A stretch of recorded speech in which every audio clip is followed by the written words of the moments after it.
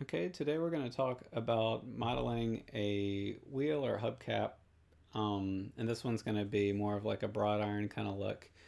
And the idea behind this tutorial is to both show the concept of Booleans, which is a technique that allows you to punch holes into your mesh here, and also duplicate special. So and duplicate special makes it so you can duplicate an object and have it duplicate in a repeatable kind of geometric pattern. So it can be really useful if you're trying to make hour marks on a clock, if you are trying to make spokes for a wheel, or like a DNA strand, something with a lot of shapes to it that need to be repeated over a period here. So those are the two main techniques that will be shown in this demonstration. So to start out, we're going to start by making the wheel and finishing it out as best as we can before we get to the Booleans, because the Booleans is a technique that's very sloppy and the model can become difficult to work with after you do the technique. And so it's best to kind of get the wheel set up as best as we can and then do the Booleans from there. And so I'm going to run through the wheel relatively quickly because it's a technique, it's all techniques we've seen before here. But I'll still, make it so you can follow along. So I'm going to start by creating a polygon cylinder. And before we do anything here, I'll press F to focus in on it. I'm going to go to the attribute editor in the third tab that says polycylinder 1, and we're going to change some of the attributes here. And so for the subdivision axis, that's how many subdivisions are going along the radius there. I'll just punch in 60 here. The reason I punch in 60 is, and this will just be a good habit to get into now, is I like it because a lot of times I'll do mirroring techniques. And if you have it, the number divisible by 4, it makes it so that we can copy this thing over, or divisible by 2. So divisible by 2, and it makes it so you can mirror this thing over to the other side.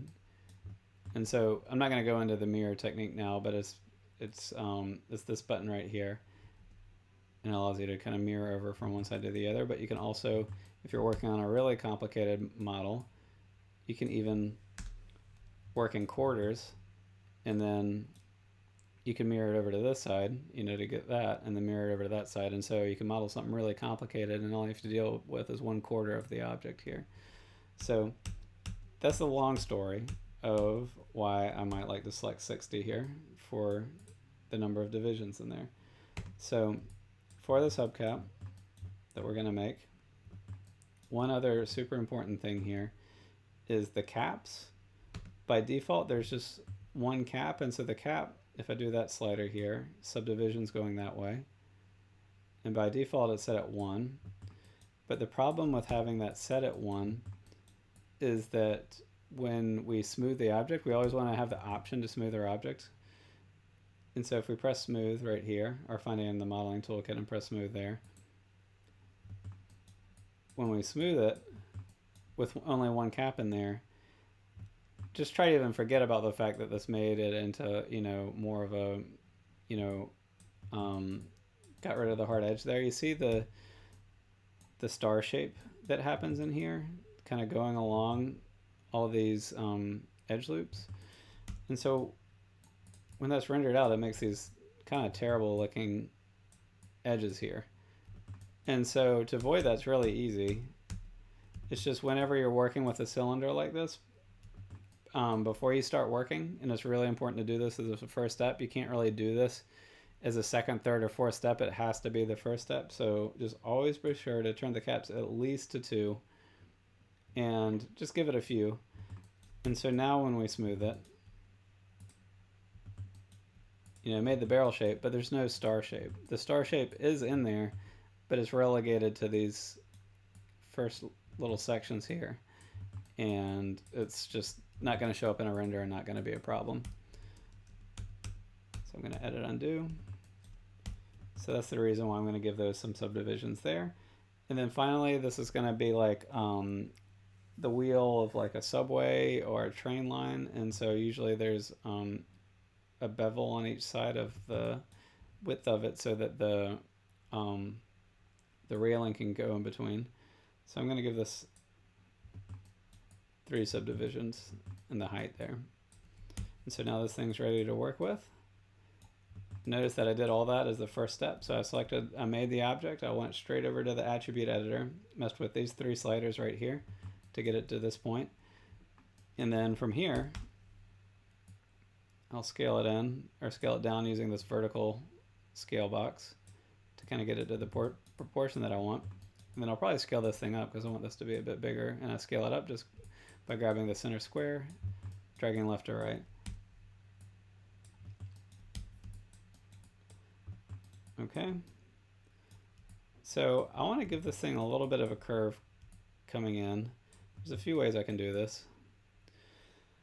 So I'm not going to extrude anything for this first step. I'm just going to use the move tool, but I'm going to select faces first. So I'm going to select this outer edge loop, and then actually, you know what? I'm just going to select this outer edge loop right here. I'm going to do it on both sides. Hold down Shift, double click. Then I'm going to select all these edges along here. So Shift, double click, Shift, double click, Shift, double click. So we got all of them there. Then I'm going to press the scale button, which is R. And what I'm going to do here is I'm not going to do this scale. I'm not going to do that center scale. I'm just going to do this vertical scale right here and pull it out like that. You see what I'm doing here is I'm just trying to create like a gradual kind of bevel into the center there. And I'm not extruding it, I'm just scaling it up. So if I did extrude it, it would create more of a hard line kind of going, but what I'm going is for more of a gradual line. So just get it to there, then move back to object mode. And if I press 3 to preview what a smooth looks like, you'll see it looks like that, which is kind of what I was going for in the middle. So I'll press 1 to bring it back to regular mode. And so now what I want to do is I kind of want to work on these faces some to kind of make that bevel where the rail can go. So I'll go into edge mode, hold down this edge by selecting it, then holding down Shift, double clicking. Then I'm going to go down in this edge right here, holding down Shift, and then double clicking to get them both. And so if I want to move both of these edges equally out to the edges here, what I can do here is instead of moving them, I can use the scale button, and then just using this vertical slider here, you see how it kind of moves them up in unison together. You also have the choice, if you want to, is just select one edge at a time and move them one at a time, but they'll be uneven with each other if you do it that way. And so just selecting both edges and finding that scale tool, and notice since it's the vertical scale, it doesn't change it from the top view at all. It only changes it from the side view. So I'll get it something like that. Go back to the perspective view. And then I'm going to right click and go to face mode. Hold down Shift. Double click to get this intersection here. And this time I'm not going to scale it in. Because if I scaled it in, it would create a shape like that, and I want a hard edge. So this time I am going to extrude. So with those faces selected there, I'm going to go to the modeling toolkit and press extrude. And here, just be careful which arrow you use, because if you do the wrong arrow, it's going to make some crazy shapes there. So for me, it's the blue arrow that's going to work. And then I just drag it in, and it will uniformly go in. I don't need to press the world view button or anything. It's just the blue arrow, just push it in. Get that there.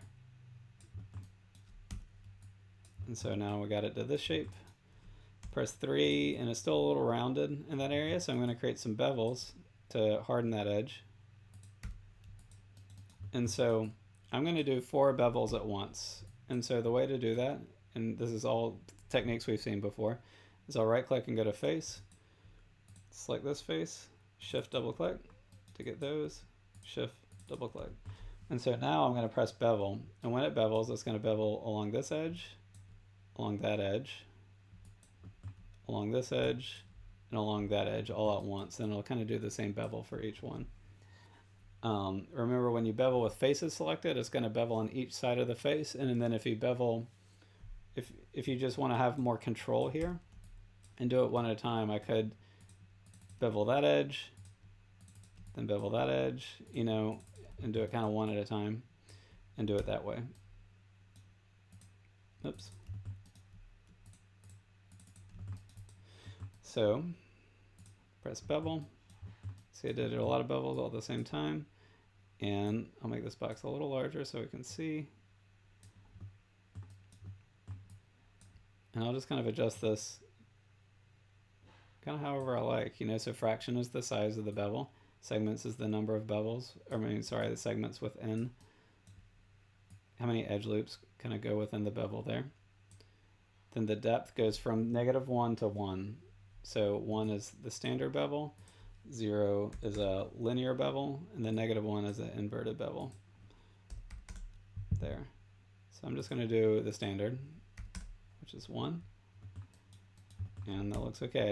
I only added one segment in there because we're going to smooth this thing. And it'll fill in. So right now we have that shape, which is kind of what I was shooting for. So I'm just going to save my work here real quick in case anything crashes. And at this point, I'm kind of happy with this having like a curved section in there. But if you wanted that not to be curved, you could select edge right here, select that edge, hold down shift, select that edge. I'm pressing F to select both of, or see both of them. So I selected that edge loop and that edge loop, and I could bevel those and try to get that into be a tight number here, maybe 0.2 or 0.1. And by creating a bevel in there, now when I smooth it, you see it's a harder edge in there. So if you want that to be less rounded, that's bevels are usually the trick to kind of get that fixed up. So I'm happy with that. So I'll just stick with what I just did there. And I will smooth the object. So under the modeling toolkit, press smooth. That'll double the geometry. If this is set to 2, it'll like quadruple it or whatever. So just make sure that's set to 1. And now the geometry looks like this. So we have our base hubcap built, and you know, for my design that I have in mind, this is finished. And so what I want to do now is show duplicate special. So I'm going to hide this real quick just by pressing H. I'm going to name it first. So H is the shortcut to hide an object. If you want to find it again, remember you just find it in the outliner, select it there, press H, and it'll pop back up. So to demonstrate duplicate special, I'm just going to create a pipe.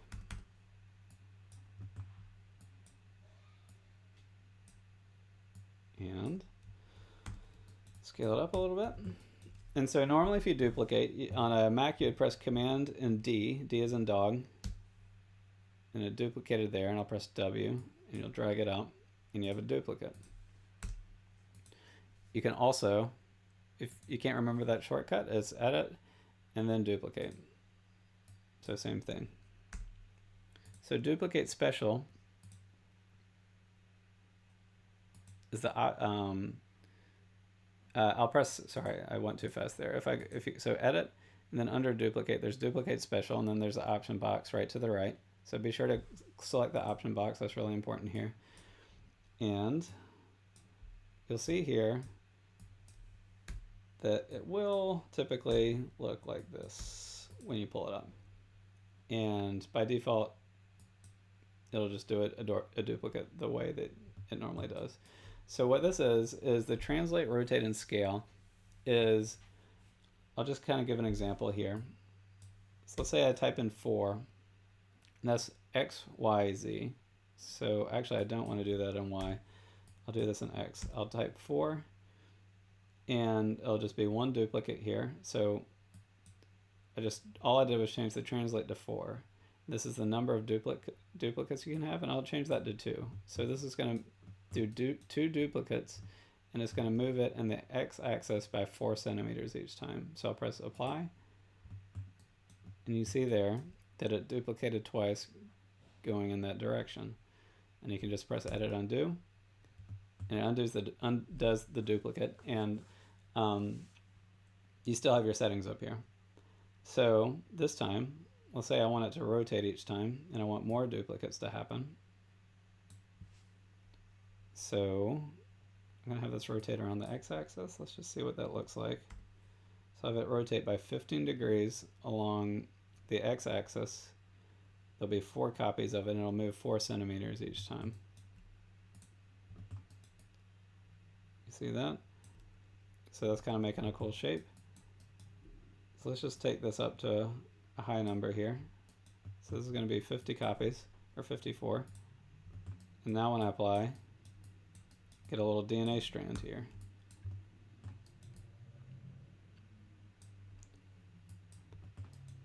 So additionally, I'm going to edit undo. Let's say that I want to make this kind of rotate out like a clock. I'm going to do it a little wrong at first, just so you can kind of see what happens here. So I'm not going to have this translate in space at all. Oh, and before I do anything else, you can also do scale here. So let's just say I have this set to translate by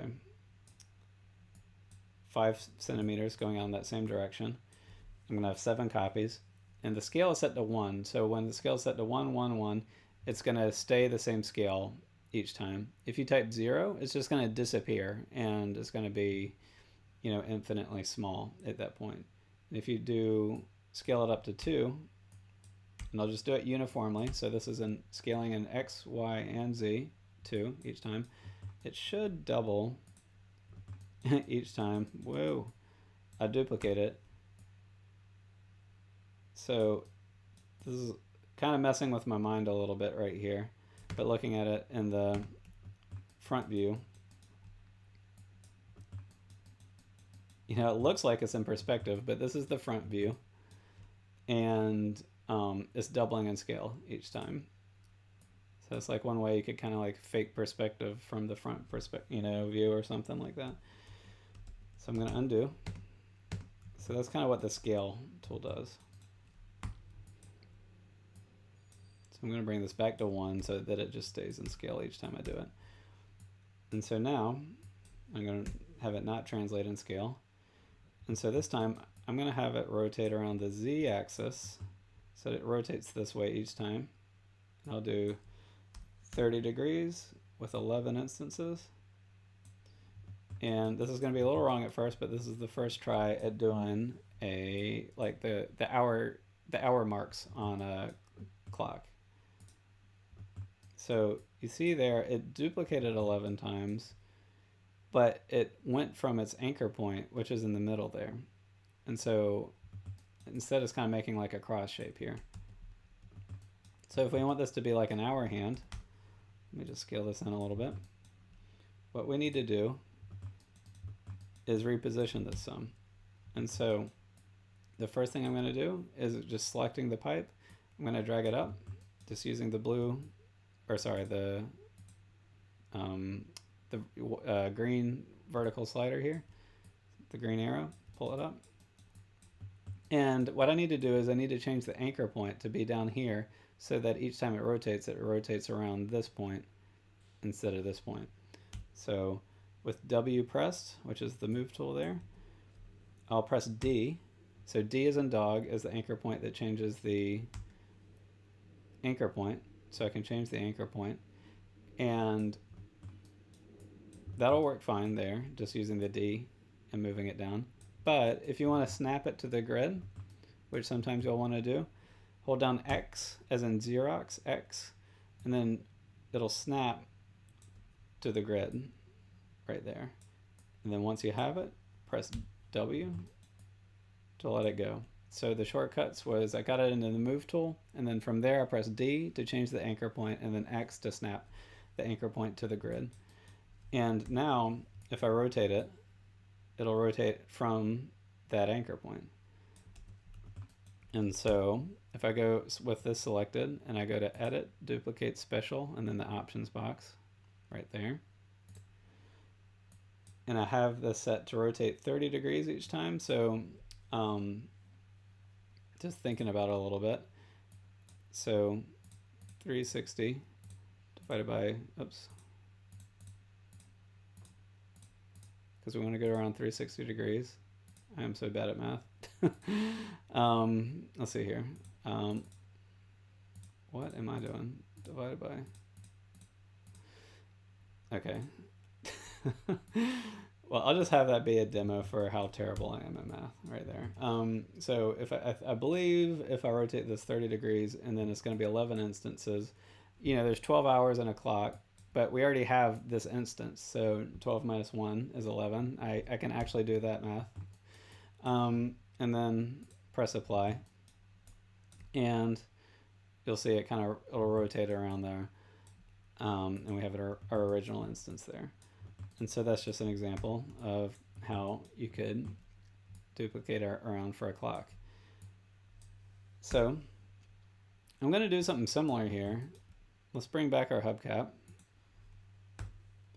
I want to set up some pipes, and I'm going to have them going through the objects kind of around there. And I'm going to set up the pipes, and then from there we'll use the Boolean technique. And the Boolean technique is how you use one object and punch a hole into another. So these pipes are going to punch holes into this hubcap here. And so what I'm going to do is I'm going to create a pipe, and I'm going to scale it vertically so that it goes through the hubcap here. And then one thing to remember here is you can scale it from the center point to scale it in that way. Then just scale it back up vertically. Don't scale it this way, right? Because it'll become an oval shape. If you ever find yourself scaling something and thinking to yourself like, I want this to be round, but I'm just going to make it an oval and then make it an oval and fix it. There's always a way to kind of do it so that it stays mathematically circular, you know, the whole way through. So I'll just scale that in. We're going to do something similar here. I'm going to press space bar to get to the fore view, or you can press this button here. And I'm going to hold my cursor over here and press space bar again to go to the top view. I'm just going to enable this so we can see both models. That's the wireframe on shaded button right there. And what I'm going to do is I'm going to press W. I'm just going to drag this up. And we can kind of do whatever we want here. Just imagine we're going to use these pipes to punch holes into this thing. So one thing to keep in mind with Booleans is whatever amount of geometry I have on the pipe is going to be the resolution of the hole punch. And so if the pipe has very few subdivisions, let's just take it to 3. If it has only 3 subdivisions, when I do the Boolean technique, a triangle will get punched into the model right here. So just kind of keep that in mind.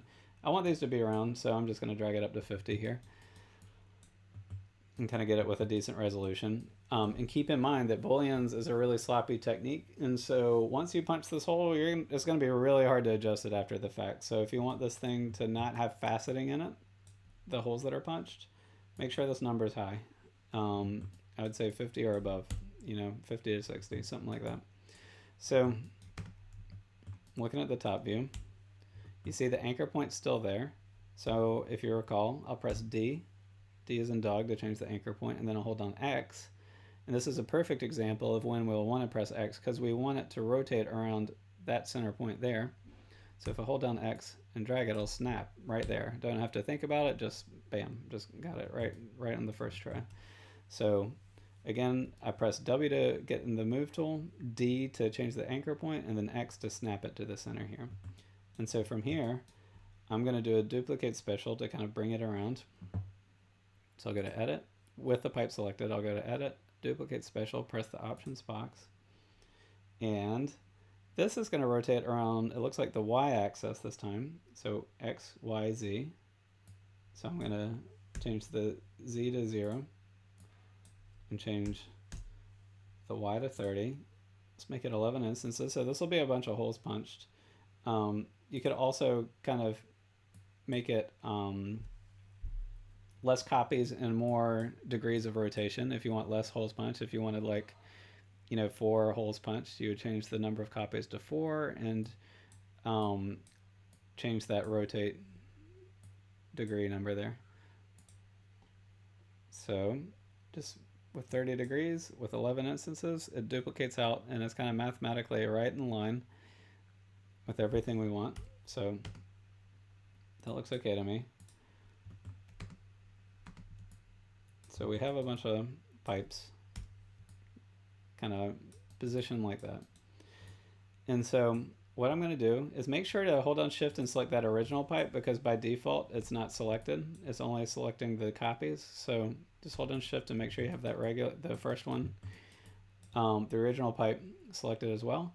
And so under the modeling toolkit, with all those pipes selected, I'm going to press this combine button. So I'm going to the modeling toolkit and pressing combine, and it's going to make them all one object. If you see down here in the outliner.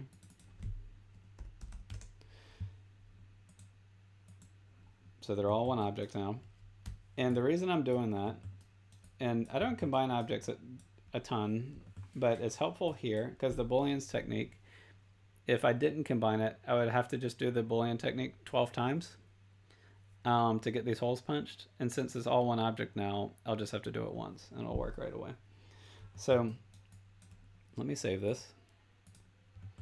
So make sure at this step is a good time to check, does this model look the way you want it, because it's going to be hard to change after this point, and do these have enough resolution where there won't be faceting, so because there's kind of no turning back when you do the Boolean. So I'll select the thing that I want to have the holes punched into it first, so the hubcap first, and then I'll select the hole punchers second, holding down shift and selecting.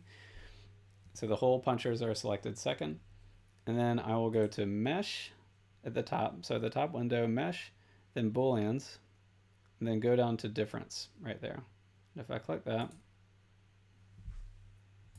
you'll see there that it punched holes in the model.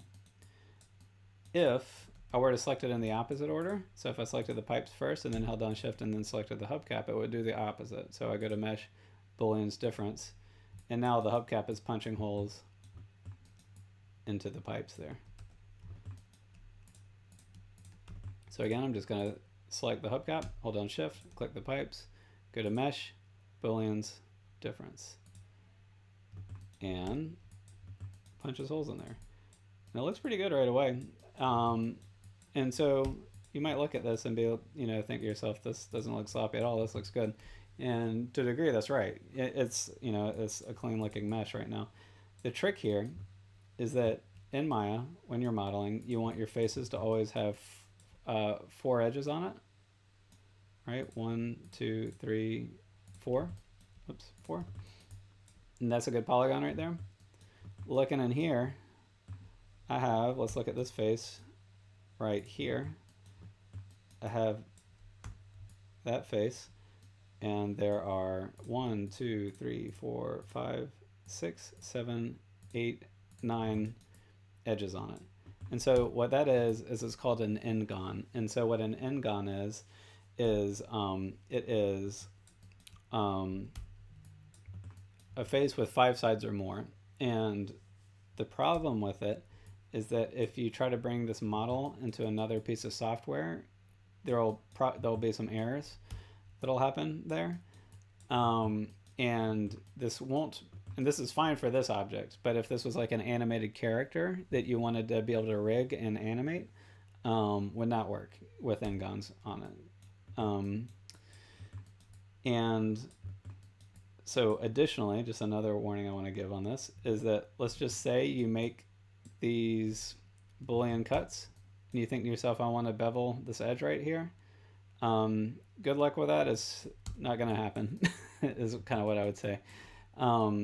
You could try to select this edge loop, but you'll have to do it one at a time, and once I did finally select all these edges, I would get an error message on the bevel, and it wouldn't work. And then additionally, using the multi-cut tool, or if you want to use the edge loop tool, so under mesh tools, I just broke off that menu and the insert edge loop tool. Out here, it still works. You can add edge loops easy on these edges still, so that's great. But on these edges where the Booleans are happening, since there's those Ngons, it will not work anymore. You see, like it loses its mind. It just kind of goes crazy there, and it's just not going to work. So these sections that's kind of cut in stone, can't manipulate them anymore. Any sections that are coming into contact with the Booleans are no longer going to be, they are manipulatable, but it's going to be really hard. Okay, so saving my work and moving forward here, let's just say, since this is a hubcap, that I want to have a hole in the center so that an axle can run through it. I'm going to look at this from the top view, and I'll right click and go to face mode, and whoops, some of my edge loop, so we're still there. So I'm not really afraid in an instance like this, modeling something like a train or a any kind of vehicle, really, a motorcycle, anything like that. I'm not afraid to have it composed of many different objects. There's no need to combine it into one thing. And I'll often think about it in the way of when it was manufactured, like the real thing that the model is based off of. Did they manufacture it in one or two pieces, etc. And so one thing you could do for this pipe here is we could right click and select the faces here, and look at the bottom, select the faces there, and I'm thinking to create the center axle, so I could extrude that, pull that out in either direction, and my computer's slowing down on me a little bit here. My computer runs a little slow during these tutorials because it's also doing a screen capture as well as trying to keep my operational here. And so one thing you could do is just extrude those out and then kind of take these faces and pull them back towards the center and kind of punch a hole in it, and then do some cleanup after the fact here. So that's one way to kind of finish off this model and get it done. So again, I would select these faces and bring them down into the model sum and delete them. Depending on if there's an axle coming through, you might not even have to worry about that, because it would no longer be visible. So that's one way to kind of create the pipe going through. Another way too is, remember how I was saying before, I'm not afraid to kind of have multiple objects here. So if you hold shift and you select, you see here how it inverts your selections here. And again, I'm in the top view right now. Make sure you're in the top view. And if I hold control, it'll deselect whatever's in the box. But if you press control and shift together at the same time, it'll select anything that falls within the box. So kind of making the selection is helpful there. Also keep in mind that I'm using the normal selection tool, which is this box right here, so you drag and select, but you also have this, which is the lasso select, which lets you kind of, oh, whoops, I'm pressing the wrong shortcuts, lets you drag and select like that. So if I want to deselect, you can use the lasso tool and deselect like that. Control shift, select anything that falls within this line. And so the reason, so that's a good way to select circular edge loops. You can also do it another way, but I'm not going to worry about it. The top view is good for this because if we do this from the side view, you will inevitably try to make a selection go like this. It looks like you made the right one, but you can even see it right away that it selects faces emanating out in that direction as you project forward. And so because of that, if you're in the orthographic view, there's nothing behind it, you know, so it's really easy to get that going. So on this, I kind of selected too many faces, so I'm going to control and double click, and that deselects that edge loop right there. Then I need to do that from the bottom as well. So I'm going to hold down control and double click right there. So I held down control, selected a face, double clicked, went one to the right, double clicked, and it deselected that whole edge loop. So I'm getting those faces selected. And I'm kind of, the way I approach this is I kind of try to find the first ring that doesn't have the star shape in it. And I'll just delete those faces selected. So we hollow this thing out. And so from here, I'm just going to create a pipe and have that be the center object. So I'll just go to create polygon primitives and then pipe. Scale it up. I'm not doing anything fancy here. I'm just scaling it into position. So scaling it vertically. I can also center this pipe. Oh, never mind. I need to worry about that. Let's see here. So I'm going to scale this thing into position. Sometimes it's good to look at it from the orthographic view while doing this.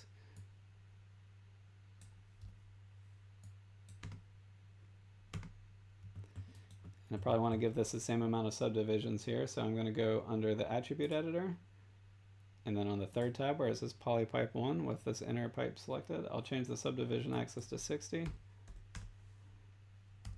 and I'll save. So I'll just have this composed of two different objects here, and you know, I'm okay with that. So when you have different objects, when you're modeling that way, combining different objects, and again, try to think of it like as it manufactured that way. What you want to do here is, once this thing's done, in order to kind of make these one object again, or kind of considered one object, is actually don't use the combine button on this. Is what I like to do is I like to press Command and G. Command and G as in group, to group these together. And if you look in the outliner right here, I'll press Command and G. It groups them together. And I need to change the anchor point so that the anchor point of the group is right. So I'll call this wheel group. And so the anchor point looks good from the top, but it's wrong from the side view. Oops, what am I doing? So I'll press D, just drag it in, get it to that point. And so now with the group selected here, I can rotate it. And if I press rotate, which is E on your keyboard, or this button right here, if you hold J and then rotate it, it'll snap into 15-degree increments until it hits 90 degrees. And that's a good way to position things. And so when you're working on your model, it's good to keep the section organized. And so speaking of which, you'll see here that I have all this crud in here. And also, if you see a bunch of crud in here, like beyond this, let's just say it looks like this, where everything you did shows up in your outliner. Under display, check DAG objects only, and it'll just be only objects and lights and stuff like that, and you're seeing only the stuff you need. But you see that there's all this crud here, and I want to clear that out. But if I went in here and I deleted it, it would delete the wheel, even though the wheel group is right there. So the reason for that is this is an example of the edit delete by type history function. So I'm just going to select the whole wheel here. I'll go to edit, delete by type, and history. And you see there in the outliner, it cleaned everything up. So now all we have are the pipe, which I'll call the axle, and the wheel. There's still two different objects, but they're in the group. So if you select the group, you can move them all at the same time here. And if you want to, if you have a train here and you have a bunch of these, you can just press Command and D or go up to Edit and Duplicate, just normal if you like, and duplicate this out. Oops. And you can model pretty quickly. And the nice thing about grouping too here is when you look in the outliner, particularly if you're working on something like a complicated model, it's really nice to have these things in groups.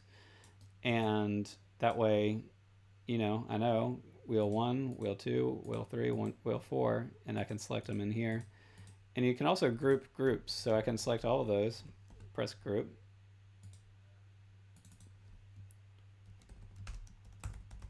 All wheels is what I'll name it. So if I want to select all the wheels at once, you can just have them be their own group, move them all at once. And then I still have the groups contained within it, where I can move that axle and hubcap at the same time here. And so that kind of strikes at the heart of how I would approach organizing vehicle model scenes, is kind of working in groups this way. And also, one thing that's nice about groups is you can select a whole group, press H on your keyboard, hide the whole group at once, so you're not having to click in and like hide things, one at a time. Press H again with the outliner open there, and they'll come back out.